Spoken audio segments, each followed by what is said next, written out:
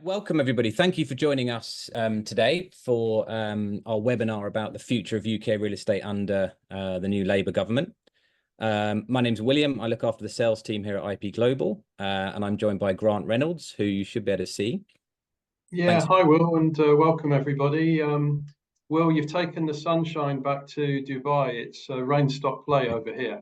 Sorry about that. Yeah, well, it's too hot here. But yeah, so we're gonna run through obviously a lot of stuff today. Now there is a question box, so if you could kindly put any questions that you have throughout the webinar in there, and then Grant and I will kind of call that up at the end, and we'll try and cover as many of those as we can. And we'll also have a couple of poll questions, and we'd really appreciate your feedback and on your thoughts about these. I think there's 2 poll questions coming up during the presentation.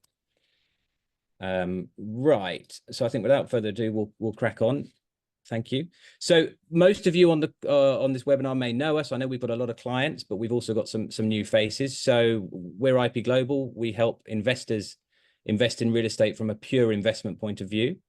We've invested now in over 18 different countries, over 6,000 units, and that totals over $3 billion US dollars worth of investment. So we were founded in 2005. I think we sold our first property in 2006.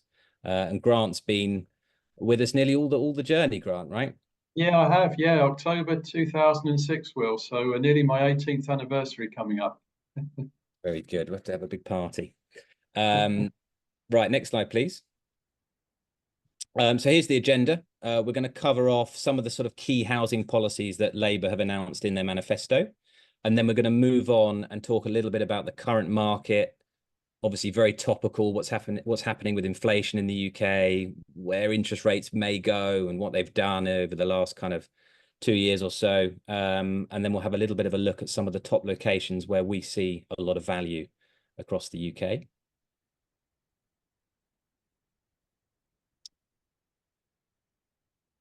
Right, Grant, I think I'm handing over to you for your first slide. Yeah, thank you, Will. So yeah, welcome everybody. Thank you for joining today. So I think it's just good to just have a little historical context as to what we've seen with the Labour Party in previous years, because I think there's always been a bit of a concern that Labour is not necessarily sort of pro-business. But I think, you know, if we look at all the way back to 1952, actually, when we look at those red lines dictating Labour's terms in government, I think what we can clearly see is that really, apart from sort of economic challenges during certain times, such as early 70s, obviously the financial crisis in 2008, actually, you know, Labour has not done anything detrimental to the property market. There's been no specific policies that have really implicated a downward cycle in the property markets, aside from, as I say, the real sort of standouts there is the financial crisis, the sort of early 70s crises as well. And, you know, in effect, I think the point we're going to try to make on this webinar is we don't necessarily see those sort of any potential headwinds going forward as well. I don't know if you want to add anything to that, Will. No, I think it's just very interesting. We've made that graph just to sort of see what's happened. And as you say, the only corrections that have come were in kind of global crisis moments where every economy was affected. But house prices did recover very well after those moments. And there were opportunities there to buy. And that's what we did. And that's what a lot of investors do when the market slows or slightly corrects. Yeah, absolutely. I think the other thing as well is to add is in 2008, obviously Gordon Brown was Prime Minister at that point, and you know, really did sort of do some good work during that period of time. So even in a time when the economy was stress tested, actually Labour came through that very well. Yeah. Next slide, please. Yeah, so let me add some comments to this one, Will. So in effect, if I just look at that sort of top graph, and, you know, as a bit of historical context here, as we know, the UK has always struggled with undersupply in the property market to the point where there's cumulatively about a 4.3 million home shortfall that's built up over many, many years. And I think if we look at that top graph, you know, just having a snapshot from sort of 1994 to date, so over the past sort of 30 odd years or so, we can kind of see the level of property that's been built if we have a look at this yellow line. So really, you know, when we look at the extremes there, we've only got to a maximum of sort of 250,000 homes at one particular occasion. Now, the relevance and significance of that is if we go back to sort of 2017, 2019, Conservative government really set out to build about 300,000 homes a year. They've never got anywhere near that. Indeed, I think when we get the land registry data next March for this year, it will total up around about 160,000 homes that have actually been built. Now, obviously, we saw quite a chaotic Conservative government in many respects from a housing perspective. I think there were 16 housing ministers in 13 years since 2010. So that kind of perhaps gives partly some of the reasoning for what happened there. But, you know, if you look at Labour, I mean, Labour are looking at building around about 370,000 homes a year going forward. And we have to give that context to the fact that actually over a 20-year period when they was in power, I think, you know, we're looking at there was about 200,000 homes built per year under Labour. So, you know, we can see here there's quite a big shortfall in terms of what governments have talked about building versus what has actually been built. I don't know if you want to add some detail to that, Will. Yeah, well, obviously their manifesto's come out and this is their target. I think it's 379,000 units per year. And they've, you know, Labour have said they're going to achieve this by setting local councils set targets on what they've got to build. They're going to try and sort of loosen planning laws, but there's a lot of challenges around that, you know. So, you know, as Grant says, getting enough planning officers qualified to deal with all these planning cases is a problem. They need to apparently add about 300 people. We need skilled workers to build these homes. We need the funding available for developers and developers to actually see the business case there to go and build. So there's a lot of headwinds in terms of achieving that number. And I think that's where, you know, there's still a lot of detail needed to kind of suggest how they're going to actually manage to do this. Because if the Conservative government could only build this many, how on earth are Labour going to manage to build even more? Yeah, you make an excellent point there, Will. I think the shortage of labour is something that people haven't really talked about. And of course, we know since Brexit, there's less sort of inward migration into the UK. So that really will be a key challenge that they will have to in order to build the amount of houses that they are looking to do. Great. Okay, next slide. Yeah, I mean, this one just sort of leads on. It just shows you in terms of sort of the delivery of housing and construction during this period. So you can just see how, you know, we've had obviously a correction and a delivery during COVID, right? There was a lot less completions that came through. Now, the government at the time, the industry reacted very well and it managed to get building again pretty quickly. But we've now seen a tail off, which has been primarily caused by obviously inflationary pressures on build costs and obviously inflation rising and interest rates having to be adjusted to reflect that. So we're now building a lot less than we really need to be. So this is really you know, Labour are kind of picking up the lag that has been there during this Conservative government's tenure. And yeah, there's a lot of challenges ahead to get enough homes built. Next slide, please.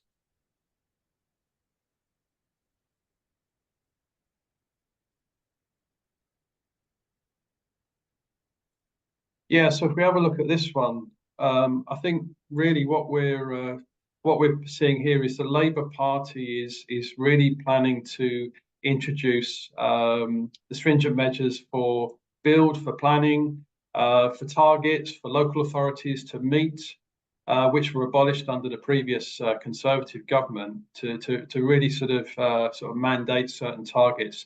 I think that's the easy part. The actual harder part is actually sort of the implementation side. So as you've alluded to, we've got a very complex existing planning system. I think the fact is, obviously, in the UK, we have a strong democracy.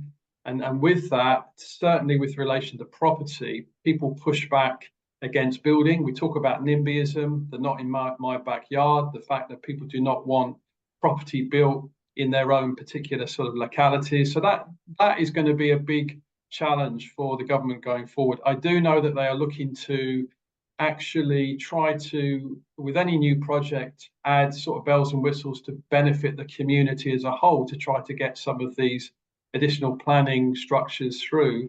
But clearly that's going to be something that they will have to manage alongside obviously environmental issues, etc. So it's going to be interesting to see, you know, how they are ultimately going to push forward with you know, greater levels of build going forward.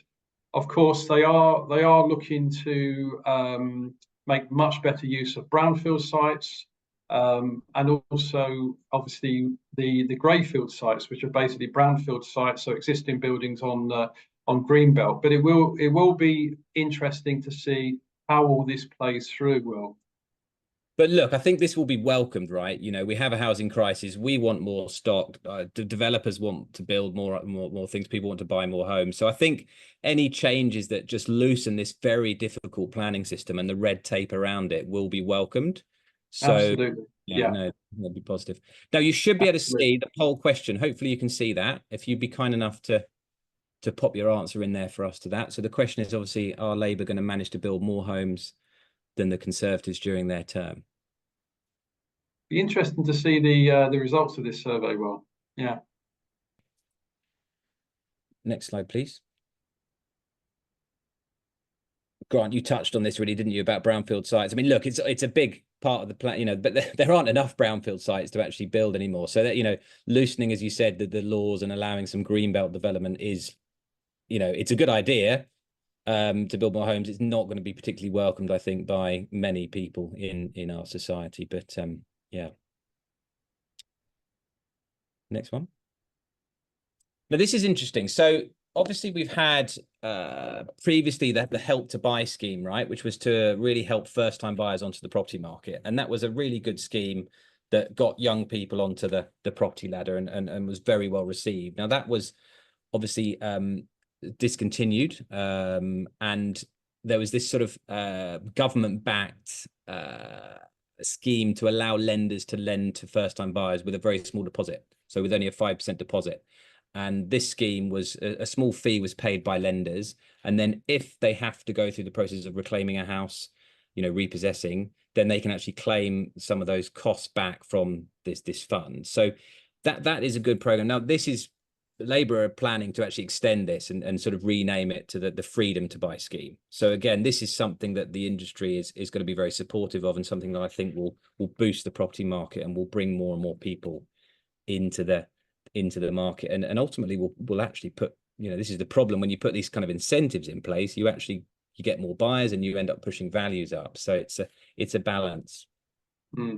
Yeah, they reckon there's about 6.7 million youngsters from 15 to 34 years old living at home, Will. So there's obviously a wide audience for that type of scheme. Yeah, but look, it's always going to be welcomed. But there will always be a rental market. Often people say to me, okay, well, if these sort of things are coming in, then everybody's going to buy a home. But the reality is it takes a long time to save a deposit for somebody coming out of university to actually get on the property ladder. You know, these days, the world is so transient. You know, young people don't know where they're going to be, right? Are they going to be living in Birmingham? Are they going to be living in London? Are they going to be in Edinburgh? They really don't know those early years. So there's always going to be like a strong rental market. And that's what we're seeing now. You know, we're seeing now that there are less people buying homes at the moment because interest rates are high, but there's so many people renting. So there's a lot of pressure on rents at the moment. And that kind of leads on to this slide, really, where Labour have suggested that they want to make some changes to the current rental laws and the rental bills.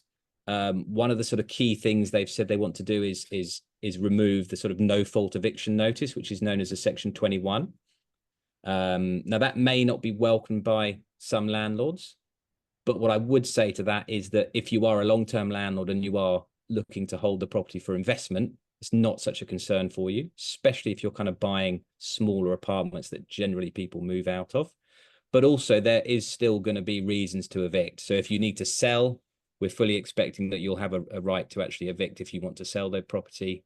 Obviously, if there's a non-payment of rent, if there's antisocial behavior and there's a nuisance caused.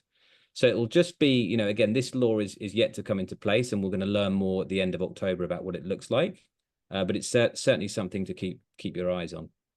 Yeah, as it's in terms of in Scotland, well, as you know, the Section 21 was abolished in, I think it was 1997, and things seem to have worked very well since those sort of changes. And also, in addition, I think the recent sort of announcement from Angela Rayner in the Labour government talking about the fact that they want an equal balance between landlords and tenants. So they don't want to weight it in any particular direction. And I know that's sort of been a concern that has been expressed by investors. So it seems like the Labour Party is going to have a fair and equitable approach to this issue. Yeah, and look, I would add, I mean, whenever you've got sort of government trying to get involved in the rental and the property industry like this, it's a clear sign of a supply issue, you know, a chronic problem. And we saw this in a market we're very active in, which is in Germany. And when we've done a lot in Berlin, and we've done a lot of investments in Leipzig. And in Berlin in particular, the local government tried to impose a kind of rent cap. And in the end, it was abolished because it was deemed unconstitutional. But just that involvement and that uncertainty created less supply, and it put even more pressure on rents. So it's just a clear indication that there's a supply issue is when you see this kind of thing happening. Next slide, please.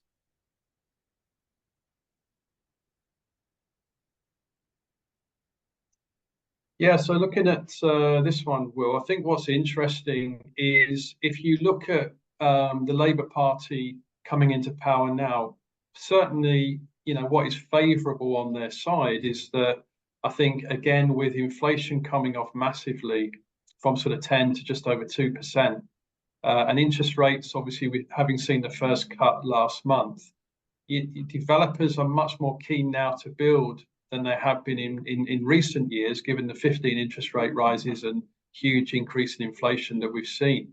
So that is something that is ably going to assist them. And obviously on that graph on the left, we can clearly see, you know, the interest rate cycle over many years from 16% to 1990 to, of course, what's happened from December 21 where we had those 15 interest rate rises, and where obviously last month we saw the first cut in just over 4 years. So we see that given inflation has come off massively, we're now into that sort of downward cycle of interest rates, which is definitely going to complement and help the Labour in their quest for building. And obviously from a lending perspective, you know, recently we just saw the first sub 4% fixed rate mortgage from Nationwide.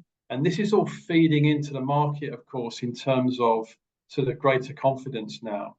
And indeed, what was interesting to note on the 5th of July, when the Labour Party actually came into power, was on that very day, the pound strengthened. You know, it was recognised from an international perspective that the fact that with the large majority Labour have got, and as a government in the UK, very, very different to many other governments, such as in France with the coalition that they've got, which is a bit of a mess, and also other governments in Europe, it was seen as a clear mandate for them to get things done. And so suddenly we see more confidence coming back into the UK, the pound strengthening. And as I say, with that sort of mandate to get things done, that should ultimately help the new government in terms of their property building plans. Yeah, I think, you know, the UK market weathers storms very well. You know, it weathered COVID well, it weathered Brexit much better than all the sort of pundits expected. And I think really you could say the same again. You know, we've had some pretty significant rate rises, which had to be done to tackle inflation, but we haven't seen a huge correction in property values.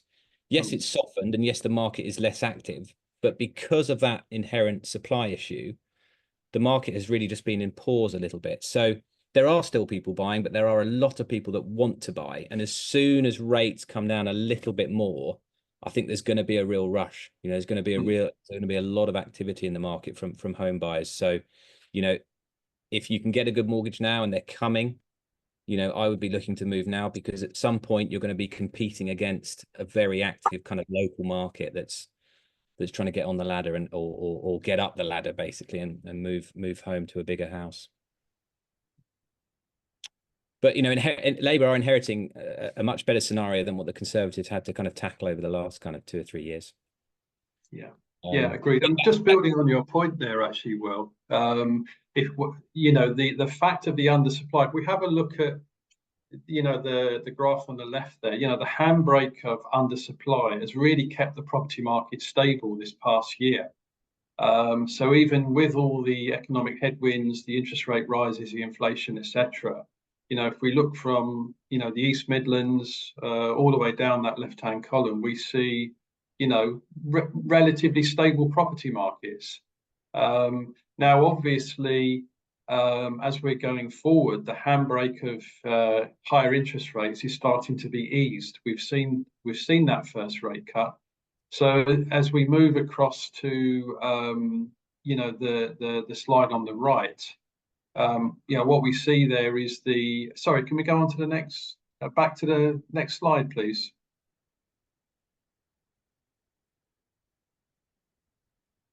So yeah, if we look at the next few years, 2024, 2025 onwards, we see the outlook for pretty good growth across the UK, as I say, as we expect to see those interest rate rise cuts, but not only from a sort of capital value perspective across the UK, but also from a rental perspective. And it's interesting to note, of course, as we know that the London market's been pretty subdued for quite some time. That's really because of leading from the impact of Brexit. We went straight into COVID, then we went into higher interest rates, and suddenly we're starting to come out of all of that. So actually, for the first time in quite some time, we should see the London market rebounding alongside what we see sort of regionally across the UK, where, for example, we see better infrastructure going in, we see more corporates moving into some of these regional cities as well. I don't know what you'd want to add to that, Will.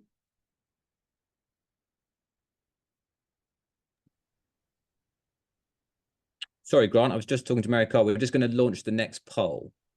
No, that's okay. Let's go for it. Let's get the feedback. So it should be coming up on your screen now. Yeah.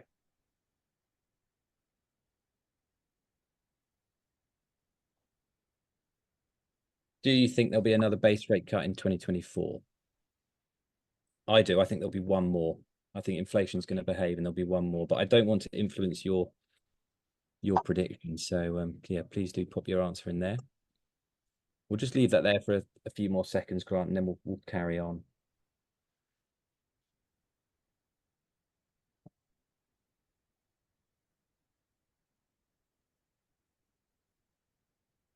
Grant, one thing that I would comment on in terms of kind of the market being in pause is that the rental market hasn't been, because you've had so many people that have sort of had to just hold buying because financially it just didn't make sense and they didn't pass sort of stress tests and that kind of thing. Yeah.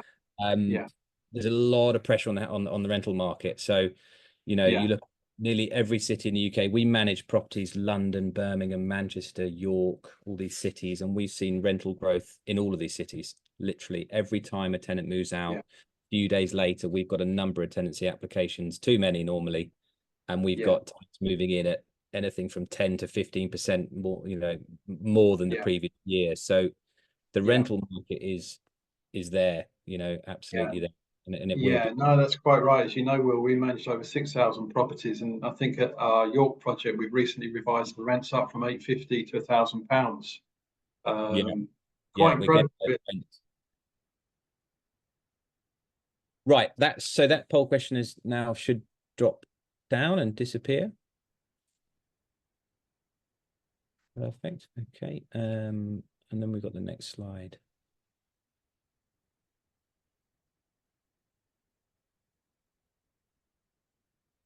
Nicola, next slide, please. There we go. Yeah, I mean, look, we're nearly there. We said we'd be half an hour, and we're almost there, guys. So thank you for staying with us. But look, we just got a bit of a timeline there in terms of what's happened. We've had Labour obviously win the election on the 4th of July. We've had the first 5-year fixed rate mortgage rate come in at under 4%. We've then seen the Bank of England cut the base rate for the first time in almost 4 years. I think it was, Grant, wasn't it? 52 months when it happened for the first rate cut. We've seen a little bit of a price war in terms of sort of high street lenders coming out and fighting for the business again.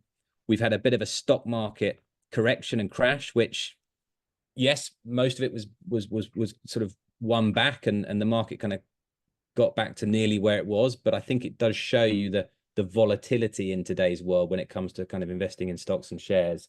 And property isn't as volatile, it isn't as liquid, and it's one of the sort of differentiators in terms of investing versus other asset classes.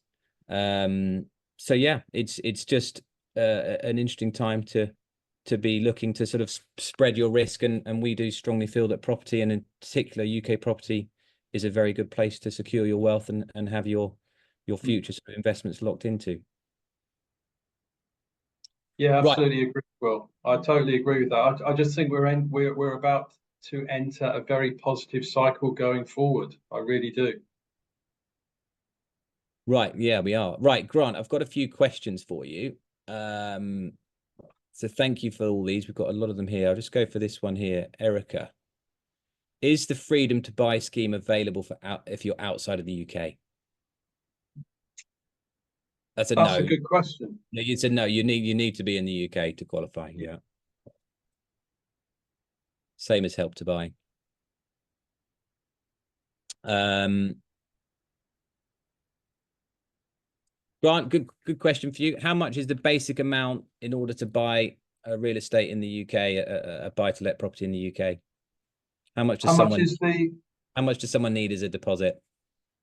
I mean, typically, you know, if you're an investor from overseas, you're looking at probably sort of 75% loan to value. So you're looking at about 25 to 30% deposit plus your costs. So, you know, effectively let's say you're investing into £180,000 property, I would say typically overall you'd need probably about sort of 75, £80,000 in total. Obviously, those payments could be needed at different times because obviously you put down deposits and then there's completion dates, etc. But yeah, as a percentage, I would say 25 to 30% you would need as deposits. Okay. Wayne, thank you for the question. If you remove Manchester from the Northwest, are prices falling at over 4%? I mean, they're absolutely not. I don't know where you'd sort of get that from, but if you look at the data that we've got, then, you know, prices haven't corrected. And yes, there's been a little bit of a pause, but there is still a little bit of growth in some cities at the moment, in some locations. Another question for you, Grant. Do you think first home schemes or discounted homes will be available more commonly in London over the coming years? Discounted schemes. Yeah, first home schemes. I'm not exactly sure what you mean by that.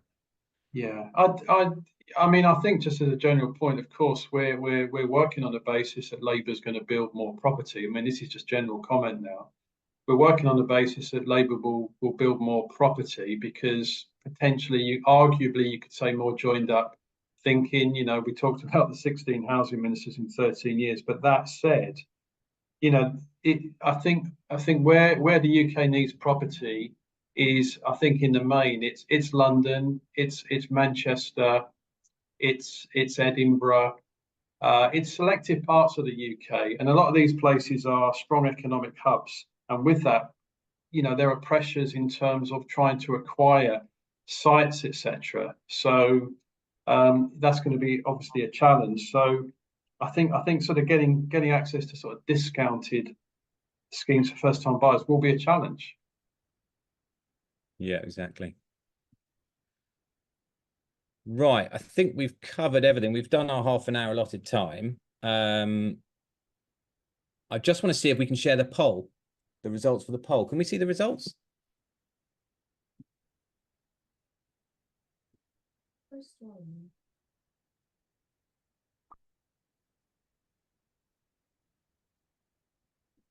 There we go. so that's the first question we asked. Are Labour going to manage to build more homes than the Conservatives? Interesting question. 56 people think yes.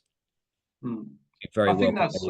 think that's quite an interesting sort of poll there, Will. I think we would agree that they're going to build more, but it's not massively more necessarily because of the challenges. So I think that's reasonably scientific, I would say.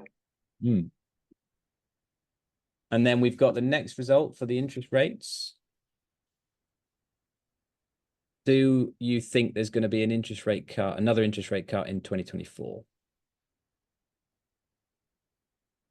86%. That's very high. Yeah. 86% think yes. Good. Lots of grounds for optimism there. Exactly. Brilliant. Right. Well, look, thank you very much for everybody for attending. I hope you found that useful. We have lots of data. We have lots of information. If you'd like to talk to us, if you have any more questions about sort of investing and you want to sort of understand a little bit more about how we might be able to help you, then please do reach out to us. We'll be having more webinars in the coming months and weeks. So we hope forward that you'll be joining, and we'll see you all soon. Thank you. Thanks, Grant. Yeah. Bye-bye.